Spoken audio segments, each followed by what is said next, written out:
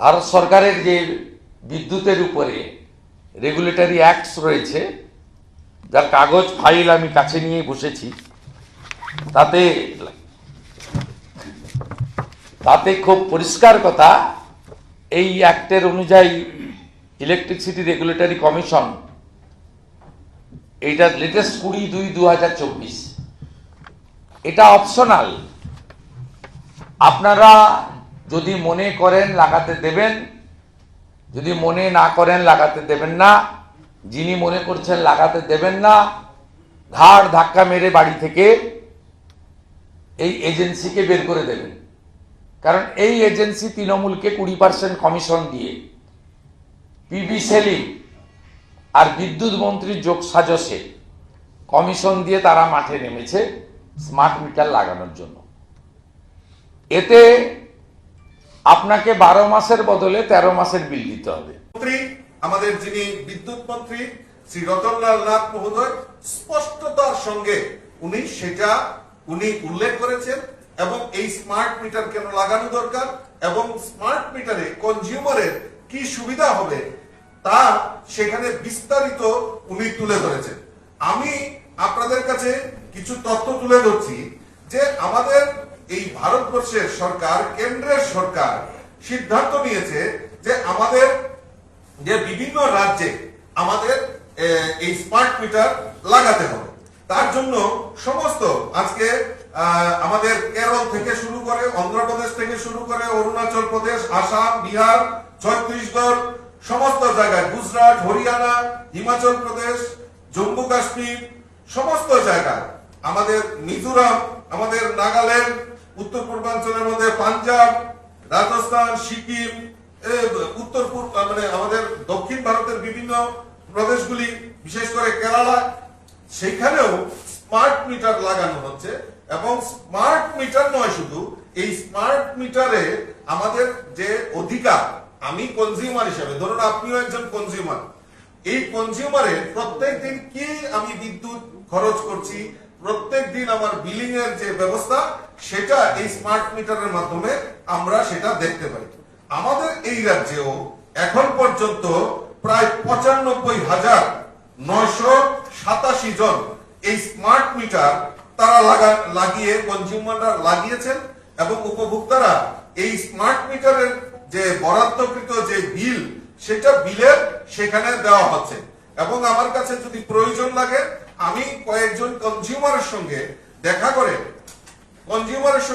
করে তাদের যে বিলিং, সেই বিলিং আমরা নিয়ে এসেছি এবং তাদের সঙ্গে কথা বলেছি ব্যক্তিগতভাবে, যে স্মার্ট মিটার লাগানোর ফলে তারা যে কনজিউম হচ্ছে, সেই কনজিউমগুলি, তারা যে বিলিং যে সিস্টেম আমাদেরকে দেখিয়েছে, তারা তাতে খুশি হয়েছেন।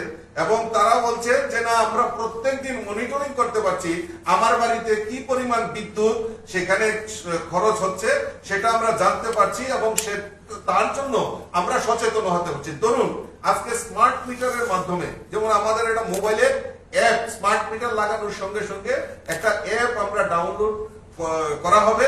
এই ডাউনলোডের যে অ্যাপটা চালু করা হবে, এই অ্যাপের মাধ্যমে আমি ধরুন আজকে আমার মনে নেই, আমি বাড়ি থেকে চলে গেছি, আমার ঘরে সমস্ত ফ্যান, লাইট সেগুলি চালু রয়েছে, আমি আমার কর্মক্ষেত্র থেকে আমি সেগুলি দেখতে পারবো যে আমার কত ইলেকট্রিসিটি সেখানে কনজিউম হচ্ছে।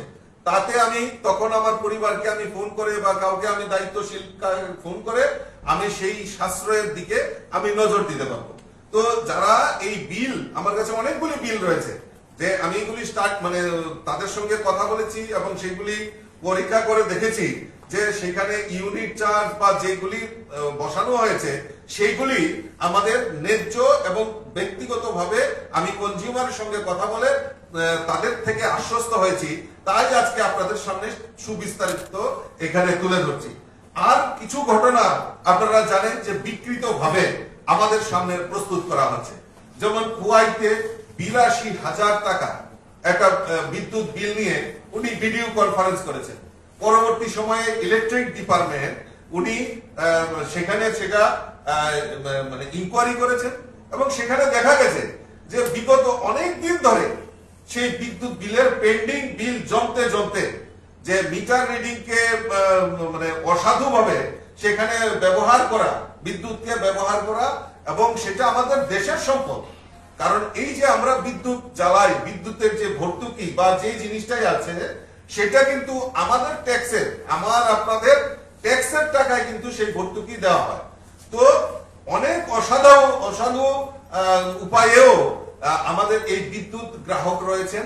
তো তারা এই বিদ্যুৎ গ্রাহকদেরকে এখন এই ন্যায্য এই স্মার্ট মিটারের মাধ্যমে তার স্পষ্টতার সঙ্গে সেখানে উল্লেখ করা হবে, এবং তদন্ত করে দেখা গেছে দীর্ঘদিন ধরে পেন্ডিং ডিউ অসাধুভাবে সেই ইলেকট্রিক ভোক্তা সেই ইলেকট্রিক কনজিউম করছিল, সেটা যখন স্মার্ট মিটার লাগানো হয় তখন সেটা ধরা পড়ে।